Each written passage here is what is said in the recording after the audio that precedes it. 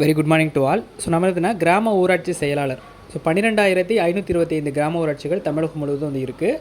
இந்த கிராம ஊராட்சிகளுக்கான பணியிடங்களை தமிழக அரசு நேரடி நியமனம் மூலியமாக நிரப்புறதை பொருட்டு அறிவிப்பு அப்படின்றத வந்து வெளியிட்டிருந்தாங்க. ஒரு 1400 காலிடங்கள் அனைத்து மாவட்டத்துக்குமான ஊராட்சிகளுக்கு வந்து ரெக்ரூட் பண்ணுறதா அந்த இன்ஃபர்மேஷன் கொடுத்துருந்தாங்க.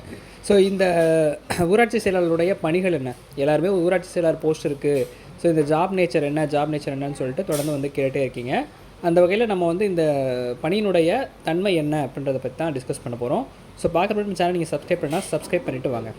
ஸோ இந்த ஊராட்சி செயலாளர் பொறுத்தளவுக்கு வந்து பார்த்திங்கன்னா தலைவர், உறுப்பினர்னு சொல்லிட்டு முக்கியமான நபர்கள் ஒரு ஊராட்சிக்கும் வந்து இருப்பாங்க. அந்த உறுப்பினர்கள் மற்றும் தலைவர்களுக்கு இந்த ஊராட்சி செயலாளர் அப்படின்றது பார்த்திங்கன்னா அன்றாட பணிகளை வந்து கவனிக்கிறதோட மத்திய மாநில அரசுடைய திட்டங்கள் செயல்படுத்துதல். ஒரு ஊராட்சியினுடைய பணி என்னென்னா central government, state government allot பண்ணுற ஃபண்டை வந்து அந்தந்த ஊராட்சிகளுக்கும் கிராமப்பகுதிகளுக்கும் வந்து சேர்க்கிறது தான் இந்த ஊராட்சியினுடைய பெரிய குறிக்கோளாக இருக்கும்.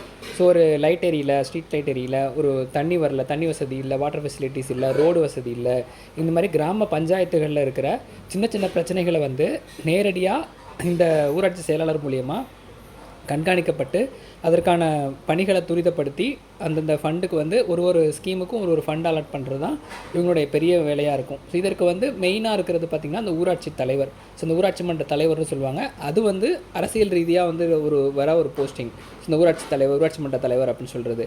ஸோ அந்த மன்ற தலைவருடைய செயல்பாடுகளின் கீழே வந்து இருக்கிற அதிகாரிகள் தான் அரசினுடைய அலுவலர்களாக இருப்பாங்க.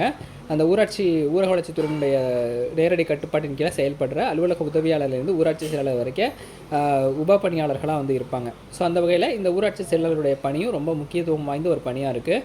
இந்த சாலை வசதி ஏற்படுத்தி தரது, தெருவிளக்கு ஏற்படுத்தி தரது, சுகாதாரம் தொடர்பான அரசு திட்டங்களை மேற்பார்வை செய்கிறது, வரி வசூல் செய்கிறது, ஊராட்சிகளுக்கான வரி வசூல் செய்கிறது, இந்த பணிகளை வந்து அரசால் அறிவிக்கிற அனைத்து திட்டங்களையும் மேற்பார்வை செஞ்சு அதனுடைய இதை வந்து அப்டேட் பண்ணுறது. ஸோ அரசுக்கும் இருக்கிற தலைவர்களுக்கும் ஊராட்சி தலைவர்களுக்கும் அப்டேட் பண்ணுற ஒரு பணி தான் இந்த ஊராட்சி செயலாளருடைய பணி. ஸோ இந்த பணிகளை வந்து அரசு வந்து கிட்டத்தட்ட வந்து ரொம்ப வருஷமாக ஒரு 8 வருடங்களுக்கு பிறகு நிரப்புகிறாங்க. ஸோ இது வந்து நேரடியாக அந்தந்த பிடிஓ மூலியமாக வந்து ரெக்ரூட் பண்ணிட்டு இருந்தாங்க. இப்போ முதல் முறையாக நேரடி நியமனமாக இதை வந்து பண்ணியிருக்காங்க. ஸோ இது வந்து ஒரு 1450 பணியிடங்கள் அப்படின்றது தமிழகம் முழுக்க இருக்குது.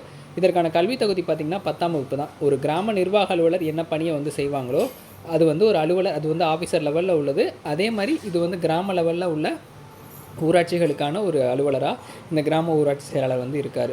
ஸோ அவங்களுக்கு என்ன ஒரு அத்தாரிட்டி பவர் இருக்கோ அந்த பவர் வந்து இவங்களுக்கும் வந்து இருக்கும்.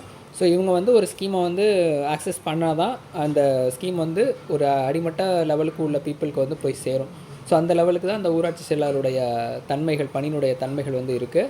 ஸோ இதை பொறுத்தளவுக்கு வந்து பார்த்திங்கன்னா நேரடி நியமனம் அப்படின்றதுல நிறைய பேருக்கு ஒரு முரண்பட்ட கருத்து இருக்குது. ஸோ நேரடி நியமனம் அப்படின்னாலே வந்து அமௌண்ட் வாங்கிட்டு போடுவாங்களோ, ஸோ வந்து நிறைய வேகன்சிஸ் இருக்குது, இதில் வந்து அரசினுடைய தலையீடு இருக்குமோன்னு சொல்லிட்டு நிறைய வந்து ஆப்போசிட் கருத்துக்களும் இருக்குது. நிறைய மாணவர்கள் வந்து இதை விண்ணப்பிக்கவும் மாட்டாங்க.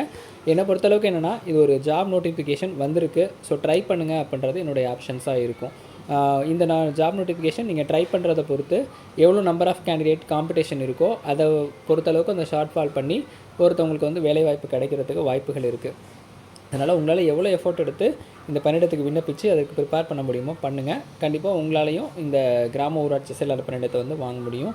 ஸோ இந்த போஸ்ட் பொறுத்தளவுக்கு வந்து பார்த்திங்கன்னா ரொம்ப வருஷம் கழித்து வரதுனால நிறைய பேர் வந்து கிராம லெவல்லையும் அர்பன் லெவல்லையும் வந்து அப்ளை பண்ணுவாங்க. ஸோ அதனால் இதுக்கு வந்து காம்படிஷன் அப்படின்றது ஹெவியாக தான் இருக்கும். ஒரு மாவட்டத்தும் அந்தந்த மாவட்டத்தில் உள்ள நம்பர் ஆஃப் கேண்டிடேட்ஸ் ஒரு 10th குவாலிஃபிகேஷன் சொல்லியிருக்கப்ப அந்த 10th குவாலிஃபிகேஷன் ஏஜ் லிமிட் இருக்குது, ப்ரியாரிட்டி இருக்குது, இதெல்லாம் ஆக்சஸ் பண்ணி நீங்கள் தாராளமாக அந்த பணியிடத்துக்கு வந்து விண்ணப்பிச்சுக்கலாம்.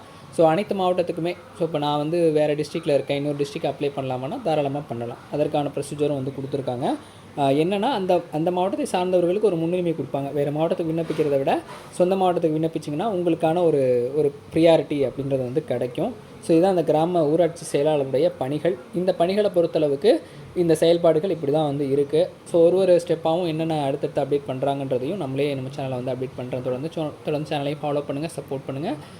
அடுத்தடுத்த வீடியோக்கு வந்து சப்ஸ்கிரைப் பண்ணி வச்சுக்கோங்க. அப்போ தான் வீடியோ இன்டிமேஷன் வந்து வரும். நன்றி, வணக்கம்.